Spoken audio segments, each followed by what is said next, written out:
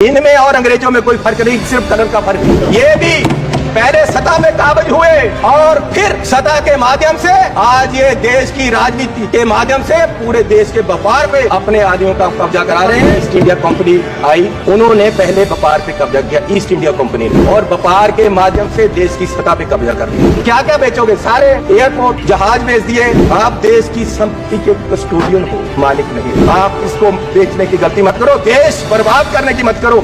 आप अपने आप को स्टेट्समैन बोलते हो, आप अपने आप को देश के बहुत बड़े खैर ख्वाह बोलते हो और देश को बेच रहे हो। ये लोग समझ ले कि ये मूर्ति पीछे कर सकते हैं अम्बेडकर साहब की, उनकी सोच पीछे नहीं कर सकते, ये उनकी सोच को मार नहीं सकते, और उनको इस संविधान जो उन्होंने दिया है उसको बदल नहीं सकते। लोगों ने बता दिया इनको कि आप संविधान नहीं बदल सकते, पूरी मेजॉरिटी नहीं दी, इसीलिए इनको। बिट्टू जी, आपके पिताजी शहीद हुए थे, लेकिन मैं आपको कह दूं उस दिन नहीं मरे थे, वो उस दिन मरे जिस दिन आपने कांग्रेस को छोड़ दिया। मेरे दादाजी सरदार बेअंत सिंह जी, उन्होंने कुर्बानी देश के लिए दी, कांग्रेस के लिए नहीं दी, देश के लिए दी।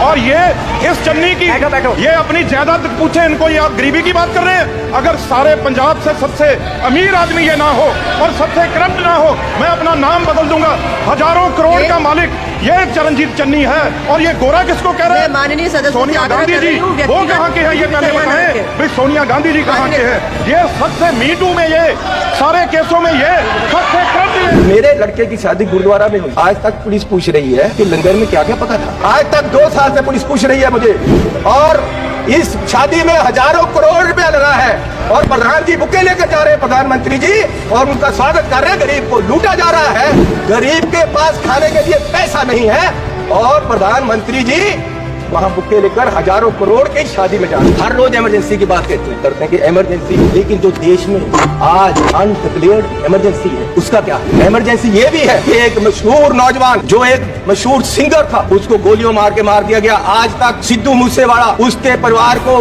इंसाफ नहीं मिला, वो दर दर भटक रहे हैं। ये भी इमरजेंसी। कोई पत्रकार सवाल करे तो उसको जेल में डाल दिया जाता है। इमरजेंसी ये भी कि अपनी शिक्षा के लिए उतरे छात्रों को देशद्रोही बताया गया। इमरजेंसी ये भी। किस इमरजेंसी की बात कर रहे हैं? 20 लाख लोगों द्वारा पंजाब में मेंबर पार्लियामेंट चुना गया, और वो एनएस से लगाकर अंदर रखा हुआ है। फ्रीडम ऑफ स्पीच, उसकी कंस्टिट्यूएंसी के लोगों की बात यहाँ नहीं रख पा रहे, ये भी इमरजेंसी है। विपक्ष के व्यक्तियों को केंद्रीय एजेंसियां कार्रवाई करने के लिए छोड़ दी जाती, उनको अंदर रखा जाता है, ये भी इमरजेंसी है। कि हजारों किसान, उनको खालिस्तानी कहा जाता है जब वो अपनी मांग रखते हैं। अरे पंजाब कोई प्रदेश की धरती नहीं है, पंजाब हमारे देश की धरती है। हरियाणा में नेशनल हाईवे को पक्का जाम कर दिया है, और किसान यहाँ तक नहीं आ पा रहे, उनको मिला नहीं जा रहा, ये भी इमरजेंसी है। कि देश का एक राज्य मणिपुर पिछले 1.5 साल से चल रहा है और उसको अपने हाथ पे छोड़ दिया गया है, इमरजेंसी ये भी है। हाथरस यूपी में एक दलित लड़की को आधी रात में जबरन अंतिम संस्कार किया गया, इमरजेंसी ये भी है। कि मध्य प्रदेश में दलित व्यक्ति को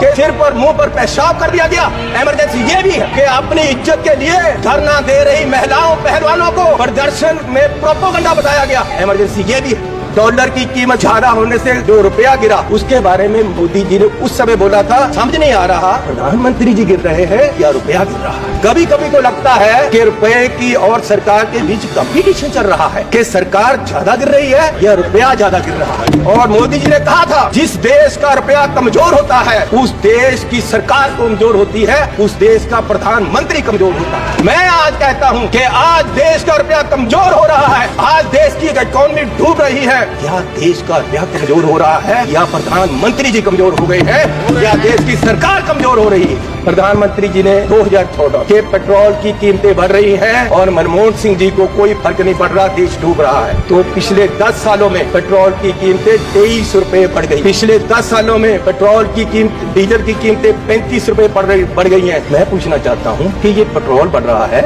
या आपकी कंपनियों की, आपके आदमियों की आमदन बढ़ रही है? क्या बढ़ा रहे हो? किसको दे रहे हो देश का पैसा?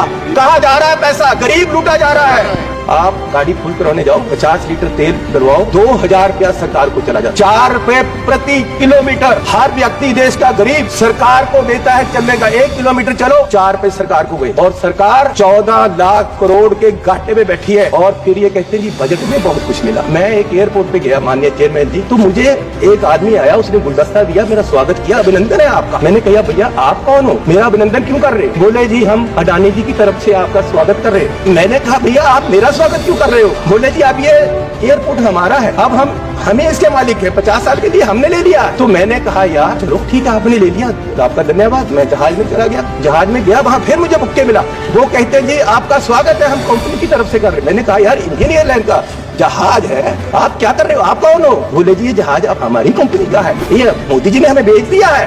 तो मैं पूछना चाहता हूँ क्या क्या बेचोगे, कितना बेचोगे देश को? मैं 7 एयरपोर्ट पे गया, मैं 7 एयरपोर्ट पे गया, जिनमें लखनऊ, अहमदाबाद, बेंगलुरु, जयपुर, गुवाहाटी, त्रिवेंद्रम, मुंबई, ये 7 के 7 एयरपोर्ट अडानी जी की है।